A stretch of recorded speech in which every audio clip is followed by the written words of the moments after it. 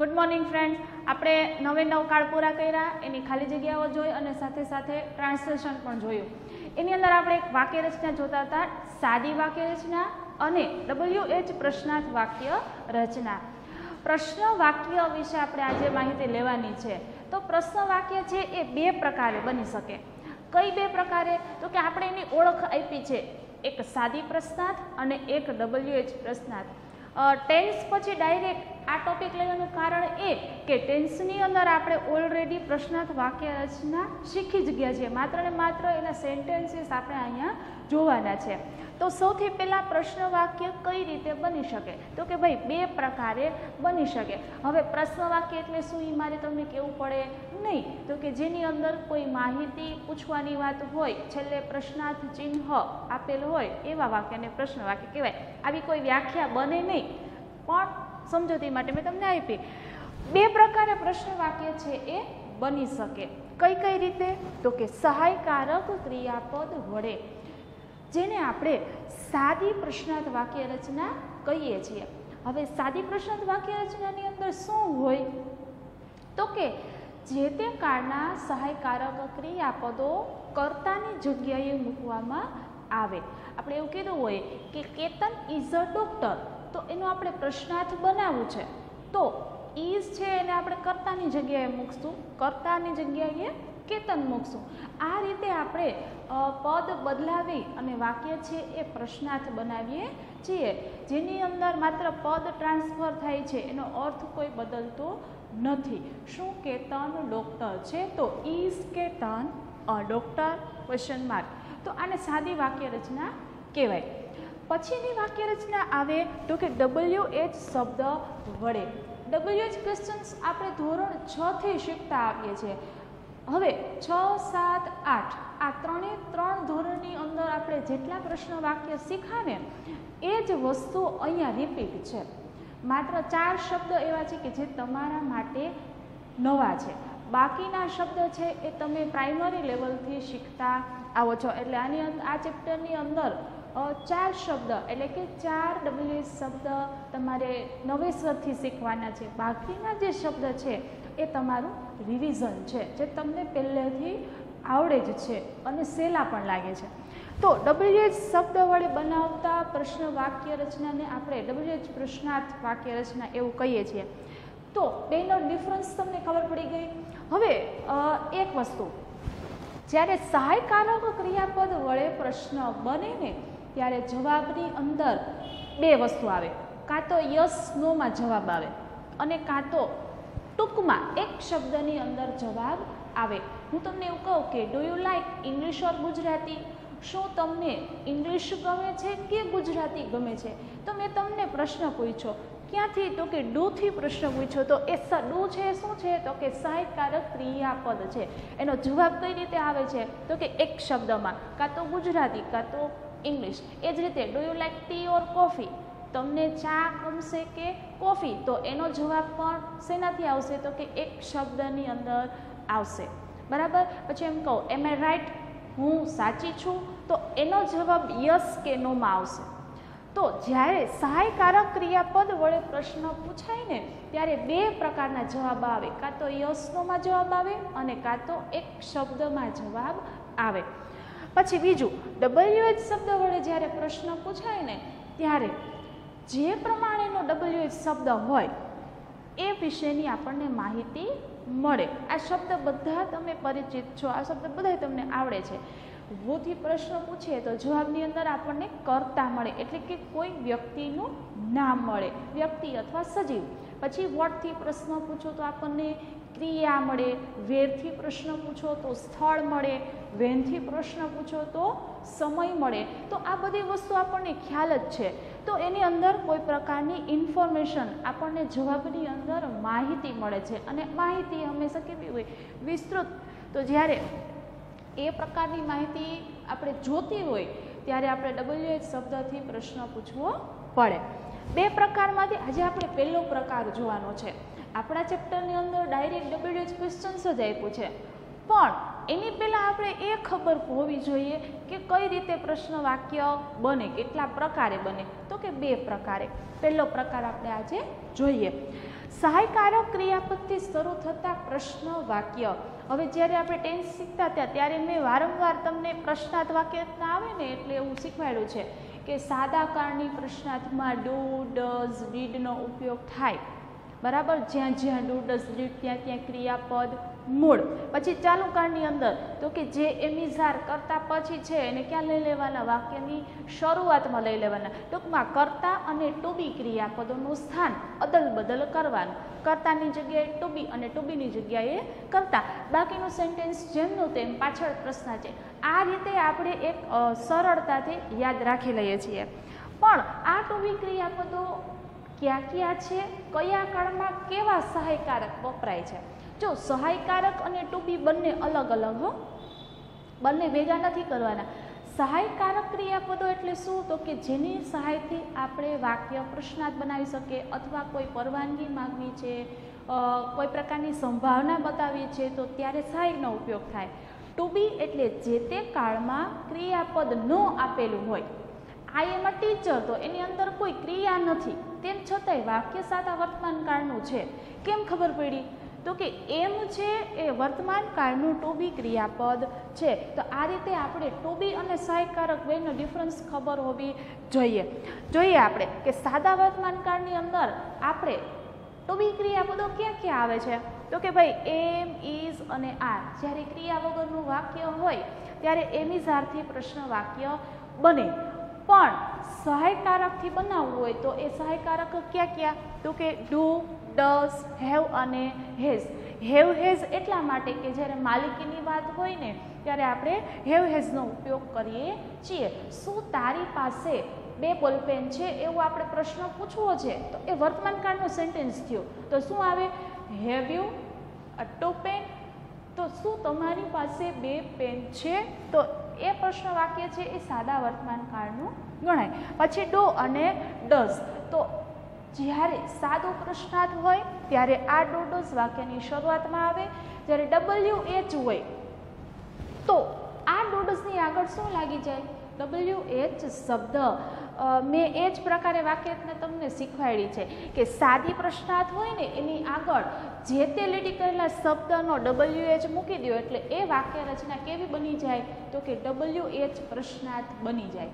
તો સાદા વર્તમાન કાળમાં પ્રશ્નાર્થ વાક્ય કઈ રીતે બને? તો કે ડુ કે ડઝથી. હવે ડુ ક્યાં વપરાય?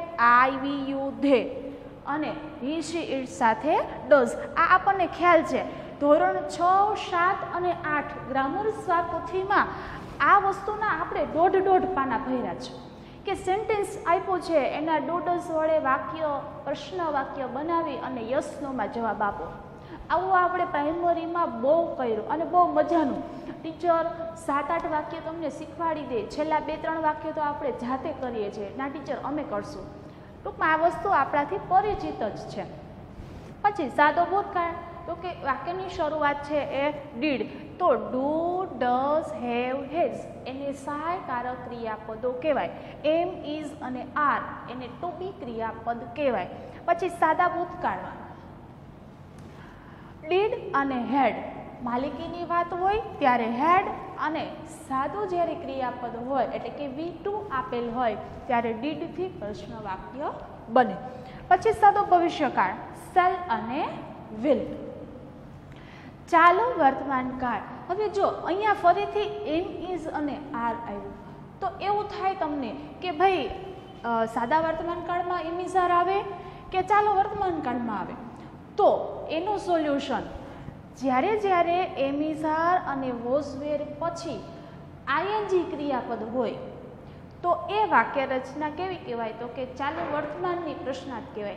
કારણ કે ચાલુ વર્તમાનનો નિયમ છે કે પ્રશ્ન વાક્યની અંદર મૂળ ક્રિયાપદ કરવામાં આવતું નથી. આઈએનજી જેમનું તેમ રહે છે. આવો એક નોંધ મેં તમને લખાવી હતી કે કોઈ પણ ચાલુકાળનો પ્રશ્નાર્થ આઈએનજી વગર શક્ય નથી. બરાબર. તો જ્યારે એમ, ઇઝ, આર સાથે એક પણ ક્રિયાપદ ન હોય, મુખ્ય ક્રિયાપદ ન હોય ત્યારે એ કેવું હોય? તો કે સાદા વર્તમાન કાળનું હોય. જ્યારે એની સાથે ક્રિયાપદ આપેલ છે, આઈએનજી વાળું વર્તમાન કૃદંત છે, તો એ ચાલુ વર્તમાન કાળ અથવા કોઈ પણ ચાલુ કાળ છે એ કહેવાય. રેડી? હમણાં આપણે એક્ઝામ્પલ જોશું એટલે આ બધી જ વસ્તુ તમને સમજાઈ જશે. માત્ર તમે પહેલાં ખાલી ઓવરવ્યૂ લઈ લો અને નોટમાં નોંધ ખાસ કરવી. લગભગ 27મો લેક્ચર આજે આપણે છે એટલે બાકી બુકની અંદર આ બધી વસ્તુ તમારે લખવી. એવું ન માનતા કે બધું કોમ્પિટિશનમાં આપેલું છે, આ વસ્તુ ક્યાંય નથી, બરાબર? એટલે નોંધ કરવી ફરજિયાત છે. રેડી? આગળ જઈએ આપણે. તો ચાલુ કાળ સાથે ક્રિયાપદને આઈએનજી આપેલું હશે. હવે આ બધાય સહાયકારક અને ટુ બી આપણે જોઈ લીધા. આ સિવાય શેનાથી પ્રશ્ન વાક્ય બને? તો કે ક્લાસમાં આપણે વારંવાર વિદ્યાર્થી અંદર એન્ટર થાય એટલે બોલે મે આઈ કમ ઇન ટીચર. તો મે આઈ કમ ઇન ટીચર, તો એની અંદર મે શબ્દ છે એ શું છે? તો કે સહાયકારક ક્રિયાપદ છે. પછી can I use your pen, શું તમારી પેન યુઝ કરી શકું? બરાબર?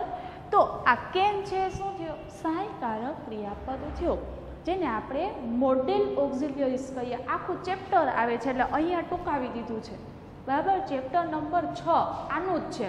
આગળ કેન, કોડ, મે, શોડ વડે પ્રશ્ન વાક્ય બનાવી શકાય. વાત કરી દીધી કે આ પ્રકારના શબ્દ વાક્યની શરૂઆતમાં જો મૂકવામાં આવે તો પણ આપણે પ્રશ્ન વાક્ય છે એ બનાવી શકીએ છીએ. આગળ જોઈએ. હવે 2 નિયમો યાદ રાખવાના. જ્યારે પ્રશ્નાર્થ વાક્ય બનાવીએ છીએ પછી એ સાદું પ્રશ્નાર્થ હોય કે WH પ્રશ્નાર્થ હોય, શું ધ્યાન રાખવાનું આપણે? તો કે સાદા કાળના પ્રશ્ન વાક્ય બનાવતી વખતે ACS, DED દૂર કરવાના છે. ટૂંકમાં જ્યાં જ્યાં ડુ ડઝ ડીડ ત્યાં ત્યાં ક્રિયાપદ મૂળ. આ વસ્તુ વારંવાર દરેક વર્ષે મારા જે વિદ્યાર્થી ભણી ગયા છે એને મેં શીખવાડેલી છે કે 2 નિયમ યાદ રાખવાના. જ્યાં જ્યાં ડુ ડઝ ડીડ ત્યાં ત્યાં મૂળ ક્રિયાપદ અને ચાલુ કાળમાં આઈએનજી જેમનું તેમ. આ વસ્તુ ચોપડામાં હાંસિયામાં મોટા અક્ષરે લખીને રાખવાની, કારણ કે 10મા ધોરણની અંદર WH શબ્દ 4 માર્કમાં પૂછાય છે. 3 થી 4 માર્કમાં પૂછાય તો એક વાક્યનો એક આખો માર્ક છે. ગયા લેક્ચરની અંદર મેં તમને કીધું કે જો 9માનો પાયો તમારો તૈયાર હોય તો 10મામાં આપણે 90% ગોલ રાખી શકીએ અને તો આપણો ગોલ સફળ થાય. એના માટે આ ગ્રામર તમારે પાકું કરવું પડે, વ્યવસ્થિત. આ વસ્તુ લીટી યાદ હોય એટલે આ જ વસ્તુ પાછી 10થમાં છે, એમાં કંઈ નવું છે નહીં, માત્ર અમુકના ફાયદામાં છો. જ્યારે 9થની એક્ઝામ હોય ત્યારે આ બધી વસ્તુ અડધા માર્કમાં પૂછવામાં આવે. બોર્ડ તમને એક આખો માર્ક આપે છે. તમને એક WH ક્વેશ્ચન્સ બનાવતા આવડી જાય તો તમને 1 માર્ક આખો મળે અને એમાં પણ ઓપ્શન્સ હોય, બરાબર? એમાં નીચે 4 ABCD આપેલા હોય, માત્ર આપણે સિલેક્શન કરવાનું છે. તો આપણે સિલેક્શન કરવાનું આપણને એક આખો માર્ક મળે. પણ એવું બને કે એક વાક્ય બનાવવાનું છે જેની અંદર વેરનો ઉપયોગ થાય છે અને વાક્ય ભૂતકાળનું છે તો વેર ડીડથી શરૂઆત થાય, તો ઓપ્શન્સ 2 હોય, વેર ડઝ હોય અને વેર ડીડ હોય. એટલે ત્યાં આપણી ચકાસણી થાય કે વેન ડઝ આવશે કે વેન ડીડ આવશે. એ કેમ ખબર પડે? તો કે આ રીતે આપણે યાદ રાખ્યું હોય ને તો ખબર પડે. આગળ પછી V1 ઘણા કેટલાક સેન્ટેન્સ ઓપ્શનમાં એવું હોય કોઈ ડીડ પછી દાખલા તરીકે ગોનું આપણે બનાવવું છે વાક્ય તો વેન્ટ એમનામ આપી દીધું હોય અને સાચું વાક્ય છે એની અંદર WH સાથે ડીડ પછી મૂળ ક્રિયાપદ આપેલું હોય. તો એ વસ્તુ આપણને યાદ, જો હાસ્યામાં મોટા અક્ષર આપણે લખી હોય અને મગજમાં ઘુસાડી દીધી હોય કે ડુ ડઝ ડીડ ત્યાં V1 તો આપણને ક્યારેય ભૂલ પડે નહીં. એટલે બહુ નાની નાની વસ્તુ આપણે યાદ રાખીએ ને તો આપણને ઘણા બધા માર્ક પ્રાપ્ત થઈ શકે, અઘરું જરાય નથી. પછી ચાલુ કાળના પ્રશ્ન વાક્ય બનાવતી વખતે શું ધ્યાન રાખવાનું મેં હમણાં જ કીધું કે આઈએનજી પ્રત્યય દૂર કરવામાં આવતો નથી. પછી એ સાદું પ્રશ્નાર્થ હોય તો પણ ભલે અને WH પ્રશ્નાર્થ હોય તો પણ ભલે, બંનેની અંદર મૂળ ક્રિયાપદ કરવામાં આવતું નથી. ચાલુ કાળ શીખવતી હતી ત્યારે મેં વાત કરી કે સૌથી અઘરા હોય ને તો સાદા કાળ. શા માટે? નામ એનું સાદું છે પણ ડુ ડઝ ડીડ ક્રિયાપદનું મૂળ કરવું. ઘણી બધી વખત આપણે ડુ ડઝ ડીડ આવડી જાય પણ જે તે ક્રિયાપદ હોય ને એનું V1 યાદ ન આવે. હા, પરીક્ષામાં બેઠા છે તો દરેક કોઈ પણ મોટી ઉંમરની વ્યક્તિ છે જ્યારે બેન્ચ ઉપર બેસે છે વિદ્યાર્થી તરીકે ત્યારે અમુક વસ્તુ માઇનોર વસ્તુ પણ એનાથી ભૂલ થાય જ. એવું ન થાય એના માટે સૌથી પહેલાં તો આપણે ટૂંકા નિયમો આપણી પાસે હોવા જોઈએ. ઓછી મહેનતે આપણે વધારે કામ કરી શકીએ. સ્માર્ટ વર્ક જેને આપણે કહીએ એ સૌથી પહેલાં આપણી પાસે એ હોવું જોઈએ. અને બીજી વસ્તુ પ્રેક્ટિસ હોવી જોઈએ. આ વસ્તુ શીખી લીધા પછી આપણે ચોપડામાં બંધ કરી દઈએ તો ભૂલાઈ જાય. બરાબર, એટલા માટે જ સરકાર આપણને પ્રાઇમરી અને હાઈસ્કૂલ બધાની અંદર વ્યાકરણ રિપીટ થાય છે. જુઓ, ટેન્સ તો કે સાદો વર્તમાન કાળ 5મા ધોરણમાં આવે છે અને 10મા ધોરણમાં પણ આવે છે. શા માટે એટલું બધું રિવિઝન કરાવવામાં આવે છે? તો કે એ વસ્તુ કોઈપણ ભાષાનો પાયો છે. પછી ગુજરાતી હોય, હિન્દી હોય, સંસ્કૃત હોય, વ્યાકરણ વગર કોઈ વસ્તુ તમને બનાવતા આવડે નહીં. એટલે વ્યાકરણ વસ્તુ છે એ મેઇન છે. ધોરણ 10માં સૌથી વધારે ગ્રામરનો પોર્શન જ પૂછવામાં આવે છે અને બધી વસ્તુ આ જ છે. બેઠે બેઠી આમાં કોઈ ફેરફાર નથી. આ જ WH ક્વેશ્ચન પાછા આવે છે 3 થી 4 માર્કની અંદર. એટલે જો અહીંયા શીખી લીધા હોય તો આ વસ્તુ આપણે તૈયાર જ હોય કે એ તો મને આવડે છે, આવું આપણે કહી શકીએ. પછી ખાલી રિવિઝન કરવાનું જ રહે. હવે વાક્ય રચના આપણે જોઈએ તો વાક્ય રચના બધાને ખબર જ છે, કારણ કે આપણે ટેન્સમાં ભણી ગયા છીએ. હકાર, નકાર, પ્રશ્નાર્થ અને WH પ્રશ્નાર્થ. એક સિમ્પલ બધા માટે ચાલે એવી વાક્ય રચના આપણે અહીંયા લખી લીધી છે. કઈ? તો કે જ્યારે પ્રશ્ન વાક્ય બને કેવું? તો કે સાદું પ્રશ્નાર્થની વાત આપણે અત્યારે કરીએ છીએ. ત્યારે શું કરવાનું? તો કે વાક્યની શરૂઆતમાં સહાયકારક ક્રિયાપદ મૂકવાનું. હવે એ સહાયકારક એટલે શું? તો અહીંયા લિસ્ટ કરી દીધું. આની અંદર ટુ બી અને સહાયકારક બંને થઈ જાય છે. મેં વાત કરી ને તમને કે એમિઝાર છે એને ટુ બી કહેવાય અને ડુ, ડઝ, ડીડ છે એને સહાયકારક કહેવાય. તો આ બંનેનો ડિફરન્સ અહીંયા આપણે એવું ઓપ્શન લખી શકીએ ટુ બી ઓર સહાયકારક ક્રિયાપદ. પણ હવે આપણને આ વસ્તુ ખ્યાલ આવી ગઈ છે એટલા માટે કોઈ લાંબી ચર્ચા આપણે કરેલી નથી. બને એટલું આપણે શોર્ટમાં યાદ રાખવાનું. તો સૌથી પહેલાં સહાયકારક ક્રિયાપદ, પછી આવશે કર્તા અને કોઈ પણ પ્રશ્ન વાક્ય હોય તો એમાં V1 મૂકવામાં આવે સાદા કાળના પ્રશ્ન વાક્યમાં. બરાબર, એવો નિયમ ફરીથી આ બે તો કીધા, હજી ત્રીજો નિયમ કે સાદા કાળમાં જ આપણે V1 કરવાનું છે. બાકી ચાલુ કાળ અને પૂર્ણકાળ બંનેના પ્રશ્ન વાક્યમાં V4 અને V3 એમ રહે છે. તો પૂર્ણકાળની ચર્ચા આપણે કરવાની જ નથી. બરાબર, આપણે કેટલા કાળ અત્યારે જોવાના છે? તો કે સાદા અને ચાલુ. ચાલુની અંદર પણ ચાલુ ભવિષ્ય તમારે એટલો બધો ખાસ આવતો નથી. એટલે આમ જોઈએ તો તમારે 5 કાળ છે ને એ પાકે પાયે હોય એટલે ગાડી દોડે. પછી કર્મ અને અન્ય શબ્દ, પ્રશ્નાર્થ ચિહ્ન. આ સાદી પ્રશ્નાર્થ વાક્ય રચના છે. કોઈ પણ ટેન્સની વાક્ય રચના સાથે તમે સરખાવજો એટલે ખ્યાલ આવી જશે. રાઈટ. હવે ઉદાહરણ તો કે ડુ યુ લાઈક ઇંગ્લિશ ઓર ગુજરાતી? હમણાં જ બોલી. શું તમને અંગ્રેજી ગમે છે કે ગુજરાતી? તો જુઓ આનો જવાબ શેમાં આવશે? એક શબ્દની અંદર આવશે. હવે ડુ છે શું છે? સહાયકારક. યુ કર્તા. લાઈક V1 એટલે મુખ્ય ક્રિયાપદ અને ઇંગ્લિશ ઓર ગુજરાતી એ અહીંયા કર્મ તરીકે છે. અન્ય શબ્દ નથી. દરેક વાક્યમાં અન્ય શબ્દ હોવા જરૂરી નથી. પછી are you writing in your book? શું તમે તમારા પુસ્તકની અંદર, બુકની અંદર લખી રહ્યા છો? મારે તમને પૂછવું કે શું તમે લખો છો અત્યારે? તો જવાબની અંદર શું આવશે? Yes or no. યસ અને નોથી પણ જવાબ આવશે અને તમારે પૂરા વાક્યમાં જવાબ આપવું છે તો શું આવશે? યસ વી આર રાઇટિંગ નાઉ. અમે અત્યારે લખી રહ્યા છીએ. એ જ રીતે વિલ શી ઇટ સમોસા? શું તેણી સમોસા ખાશે? તો ભવિષ્યની સંભાવના બતાવેલી છે. આનો જવાબ પણ સેમ આવશે? Yes or no. પછી did Palak cry for toy? શું પલક રમકડા માટે રડતી હતી? મેં અહીંયા બે વસ્તુ અંડરલાઈન કરેલી છે. શા માટે? જુઓ, ડુ મૂળ ક્રિયાપદ, આર આ વાક્ય ચાલુ વર્તમાન કાળનું છે, આઈએનજી પ્રત્યય જેમનો તેમ છે, વિલ, તો વિલની સાથે તો આમ પણ કદાચ સાદું વાક્ય હોય તો પણ શું આવે છે? V1 જ આવે છે. અને પ્રશ્ન જ છે તો પણ V1 જ આવે છે. આ સાદો ભવિષ્યકાળ છે. પછી ડીડ, તો ડીડ પ્લસ V1. અહીંયા જે મેં નિયમો તમને લખી દીધા એ આ નિયમો ડાયરેક્ટ અહીંયા એપ્લાય થઈ ગયા. એટલે યાદ કઈ રીતે રાખવાનું? તો કે જ્યાં જ્યાં ડુ ડઝ ડીડ ત્યાં ત્યાં V1 અને ચાલુ કાળમાં ING જેમનું તેમ. બે જ લીટીની અંદર આ બધું આવી જાય. હવે એના એક્ઝામ્પલ જોઈ લઈએ ફટાફટ. આનંદ લાઇક્સ ક્રિકેટ. SES એટલે સાદો વર્તમાન કાળ. આનંદ માટે ડુ કે ડઝ? તો કે ભાઈ ડઝ. આ વસ્તુ હવે ખબર હોય તો વાક્યની શરૂઆતમાં આપણને શું કીધું? સહાયકારક મૂકવાનું. પછી કર્તા મૂકવાનું કીધું. કોણ છે કર્તા? તો કે આનંદ છે. નામનો પહેલો અક્ષર કેપિટલ જ આવે એટલે ડઝ આનંદ. V1 તરીકે લાઈક અને કર્મ તરીકે ક્રિકેટ. પાછળ ક્વેશ્ચન માર્ક થઈ ગયું. કાંઈ નથી કર્યું. શું કર્યું? તો કે આ ES છે એને ક્યાં મૂકી દીધું? અહીંયા મૂકી દીધું. પછી આઈ એમ વોચિંગ ટીવી નાવ.